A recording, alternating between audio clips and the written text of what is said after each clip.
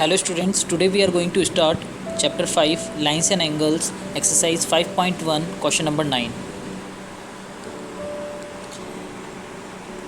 In the adjoining figure आपको यहाँ पर एक फिगर गिवन है। इसमें आपको फर्स्ट पार्ट में पूछा है is angle 1 adjacent to angle A angle 2।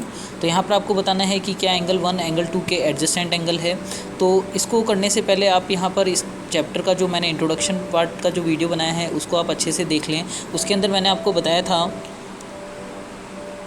जो आपके एडजेसेंट एंगल्स होते हैं, यहाँ पर आप देखें ये दोनों हमारे एडजेसेंट एंगल्स हैं। तो यहाँ पर आपकी एक कॉमन आर्म होगी और एक कॉमन वर्टेक्स होगा, और जो आपकी नॉन कॉमन आर्म्स होगी वो अपोजिट साइड होगी कॉमन आर्म के। तो यहाँ पर आपकी बी डी कॉमन आर्म हो गई, बी हमारा कॉमन वर्टेक्स हो गया, और यहाँ पर इसके अपोजिट में जो नॉन कॉमन आर्म हो गई वो हमारी ए बी हो गई, और इस कॉमन आर्म के दूसरे अपोजिट साइड में हो गई आपकी non common arm that is B C. तो ये कंडीशन अगर सेटिस्फाई होती है तो वो दोनों एंगल्स क्या होंगे, एडजेसेंट एंगल्स होंगे। तो यहाँ पर आप देखेंगे कि आपको ये बताना है कि क्या एंगल 1 और एंगल 2 एडजेसेंट एंगल है। तो यहाँ पर आप देखेंगे ए सी ए कॉमन आर्म है, एंगल ओ जो है हमारा वर्टेक्स कॉमन वर्टेक्स है, और ए ओ और ओ ई जो है वो अपोजिट साइड में है हमारे कॉमन आर्म के। तो यहाँ पर जो एंगल 1 है वो एंगल 2 के आपके एडजेसेंट एंगल्स होंगे। एंगल 1 और एंगल 2 क्या होंगे, एडजेसेंट एंगल्स होंगे। तो आपका इसका आंसर हो जाएगा yes, angle A O E comma O C जो है आपकी कॉमन आर्म है, इसलिए इसका आंसर क्या हो जाएगा यस। अब आपको ये सेकंड पार्ट के अंदर बताना है angle A O C adjacent to angle A O E.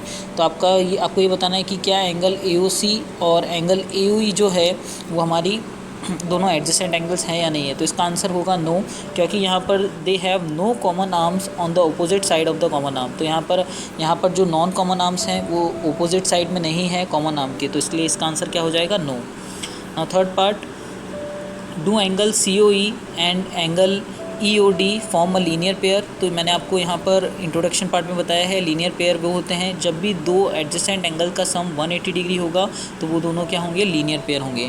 तो यहाँ पर आप देखेंगे एंगल सी ओ ई और एंगल ई ओ डी, ई ओ डी आपका एंगल ये वाला हो जाएगा। तो यहाँ पर ये दोनों मिलकर एक स्ट्रेट लाइन बना रहे हैं, इसलिए ये दोनों एंगल्स क्या होंगे, लीनियर पेयर होंगे। Yes, they form linear pair. Now fourth part, are angle B O D and angle D O A supplementary angles का मतलब होता है दोनों एंगल्स का सम 180 डिग्री। तो यहाँ पर आप देखेंगे कि एंगल बी ओ डी आपका ये बी ओ डी एंगल हो जाएगा, और एंगल डी ओ ए तो ये आपका डी ओ एंगल हो जाएगा। तो यहाँ पर इन दोनों एंगल्स का सम 180 डिग्री हो रहा है, इसलिए ये क्या हो जाएंगे, सप्लीमेंट्री एंगल्स।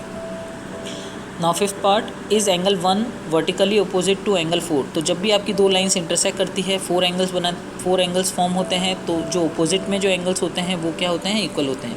तो यहाँ पर एंगल 1 और एंगल 4 को आपको बताना है कि वर्टिकली अपोजिट एंगल है क्या। तो आप ये देखेंगे कि आपकी जो लाइन है ए बी और सी डी ये दोनों इंटरसेक्ट हो रही है ओ पॉइंट पे। तो आपका जो एंगल 4 है इसके वर्टिकली अपोजिट क्या एंगल हो जाएगा, एंगल 1 के अपोजिट वर्टिकली अपोजिट एंगल 4 हो जाएगा। तो इसलिए ये दोनों क्या होंगे, वर्टिकली अपोजिट एंगल होंगे। तो आपका इसका आंसर क्या हो जाएगा, yes. Now sixth part, what is the vertically opposite angle of 5। तो आपको यहाँ पर 5 का वर्टिकली अपोजिट एंगल बताना है। तो यहाँ आपकी ये लाइन है जिसके अंदर इसका जो वर्टिकली अपोजिट एंगल होगा वो क्या होगा, ये वाला हो जाएगा, that is angle 2 plus angle 3। तो यहाँ पर एंगल 5 का वर्टिकली अपोजिट एंगल क्या होगा, एंगल 2 प्लस एंगल 3।